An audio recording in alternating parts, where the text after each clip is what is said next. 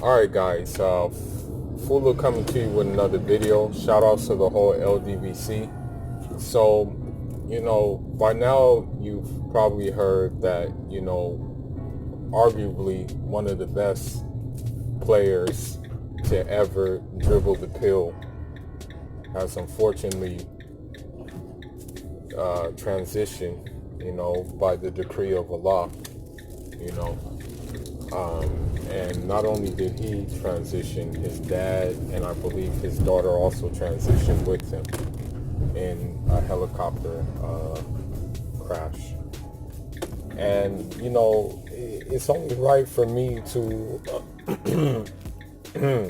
pay homage to a player that, when you look at like what he did to the game and the standard and the bar that has been raised because of him,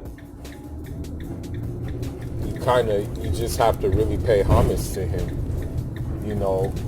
Here's a guy who, like, honestly, I've never seen, and I kid you not, I've never seen anybody that has his work ethic.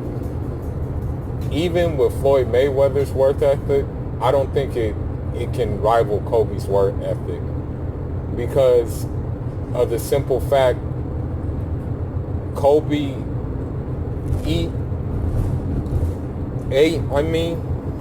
slept and breathed basketball. And we have to look at why that was. I think one of the main reasons why that was is look at who his father was. His father was a player as well. His father played for the 76ers at first. And then after that, his father went abroad to play in Italy. And that's how Kobe soaked up Italian. And also that's how Kobe also soaked up some soccer too. Now, from the get-go, Kobe was just like a focused, determined player. When you look at him, even in I think his high school, Lower Merion High School, I watched footage of this dude play, and I'm like, wow, this dude's a savage. I mean, that dude, when I say like he was savage, like, I mean, jumping over niggas and dunking on them and stuff like that. And the crazy thing about it is that, like, with him,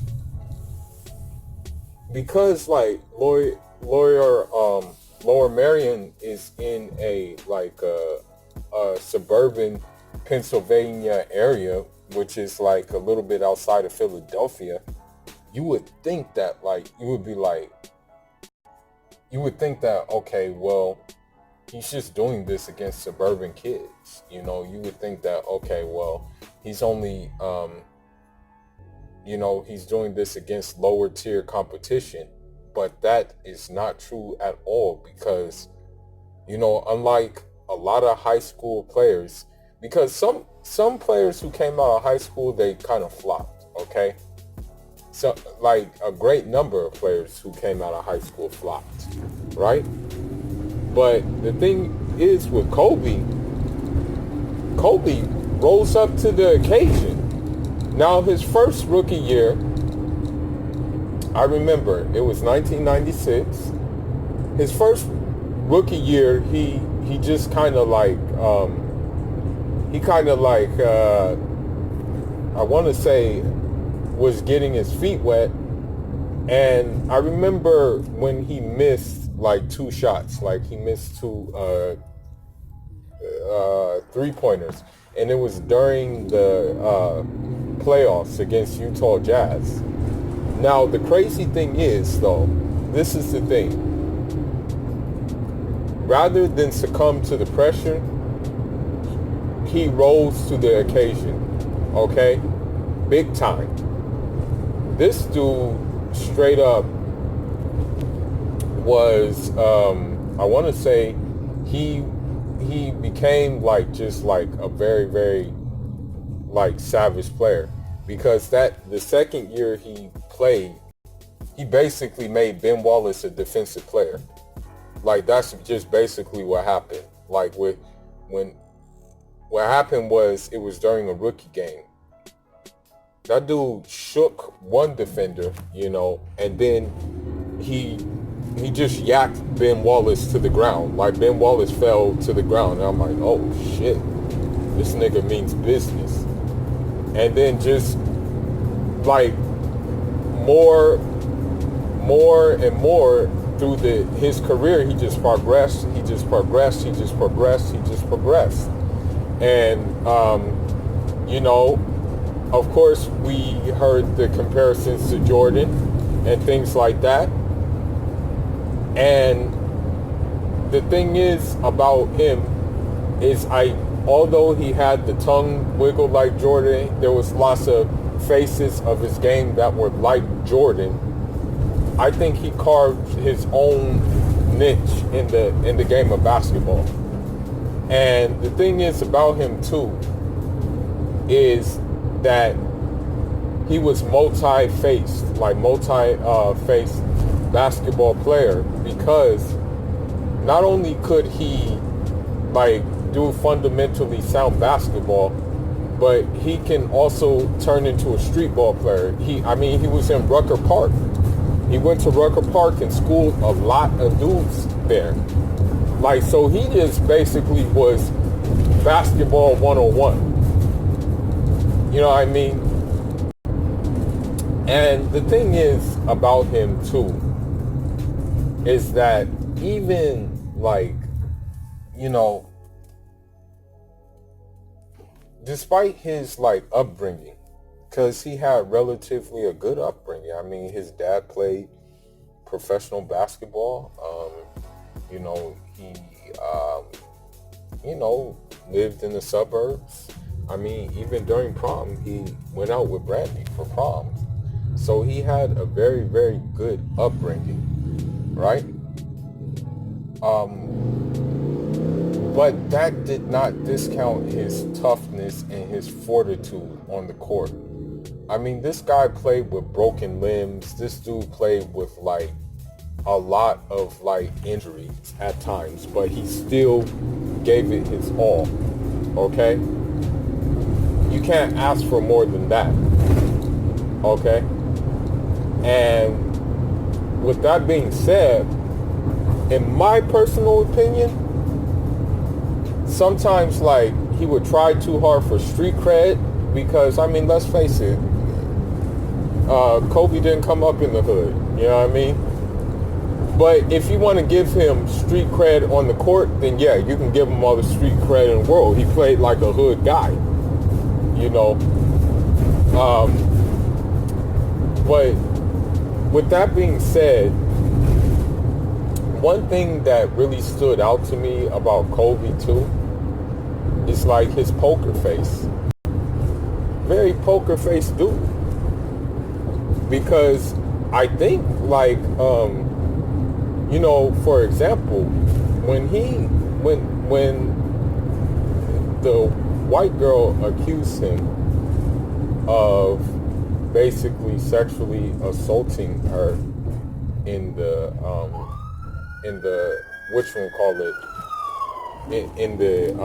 Colorado, he could have like easily just withered away. He could have easily just, let that like just get the best of him, right? He could have let that happen. But he didn't. As a matter of fact, although they didn't win the finals, they went to the finals that year, right? And I think it was Detroit Pistons that they played against. They didn't win the series, but for him to get to the finals and for him to play some of his best basketball at that time says something about him. Okay? That he's built different, right? Because any normal dude would probably just wither away. But that wasn't the case with Kobe. And another thing that I could respect about Kobe is, although like there was egos involved with him and Shaq, both of them had egos at one time, right? But the fact of the matter is that he wanted to do it himself. He wanted to win a ring himself. And he was able to do that. He was able, I mean, the first couple of times he didn't get it right, but then he was able to get it right, okay? And I have to respect him for wanting to do that. That shows that he wanted to challenge himself to be like from under someone's shadow. Although basketball is a team game, you know,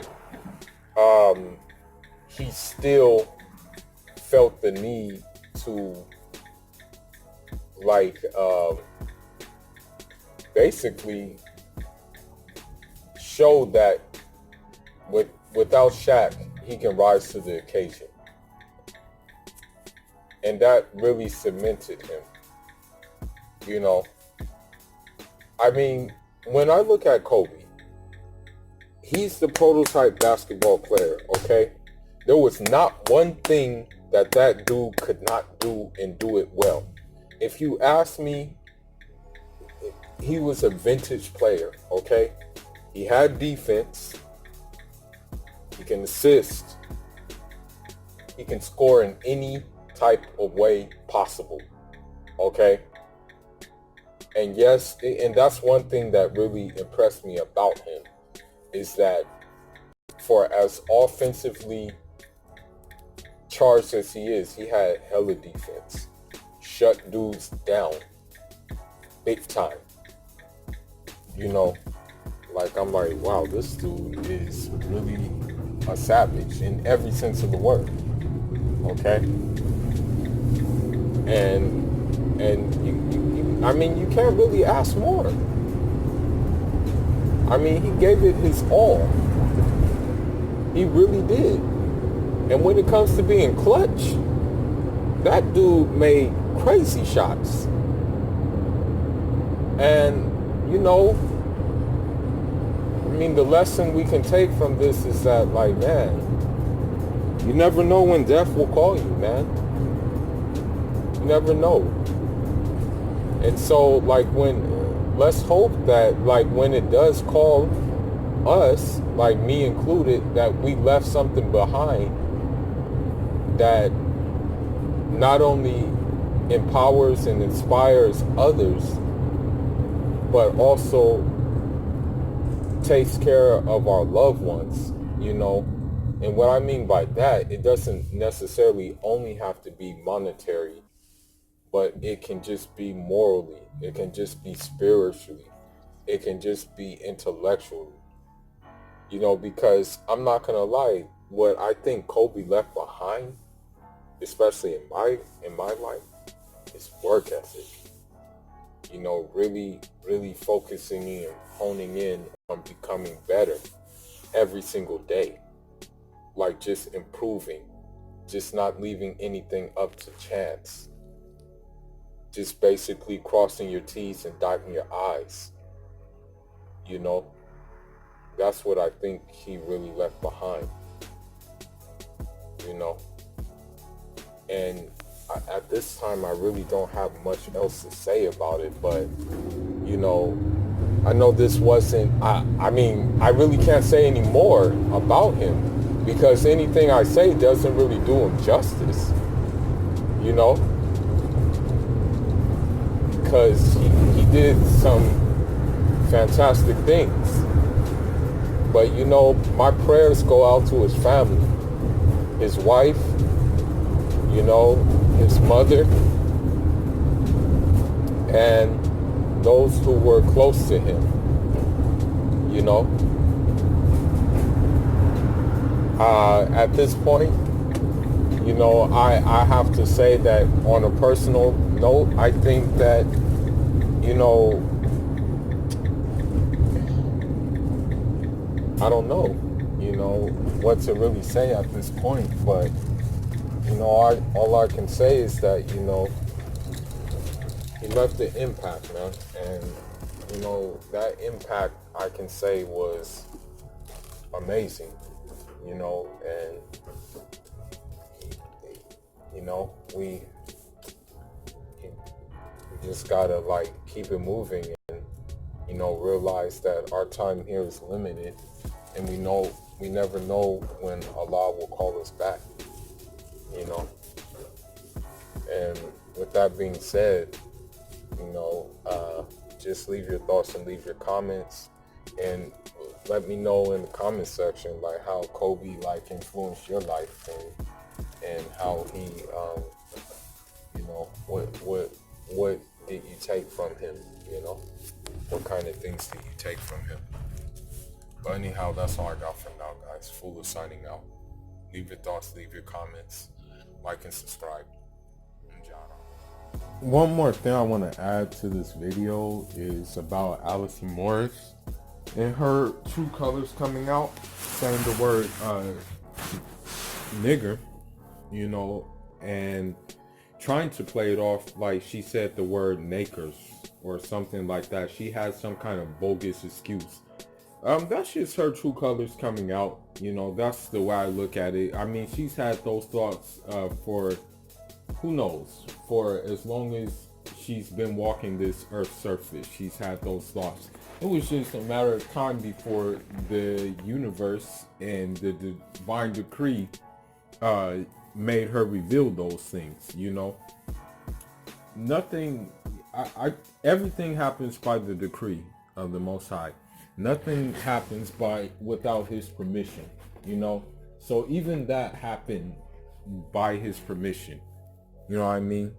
And he perhaps made that obvious because he's trying to show us, maybe this could be a lesson for us as black people all over the place, you know, be it Africa, be it you know, wherever. This can be a lesson to us that we need to stop trying to seek validation from them, and we need to stop trying to, like, please them, because they're always going to have these feelings in their hearts, you know, deep down inside. So maybe this is a wake-up call that we need to just, like, really try to please, how should I say,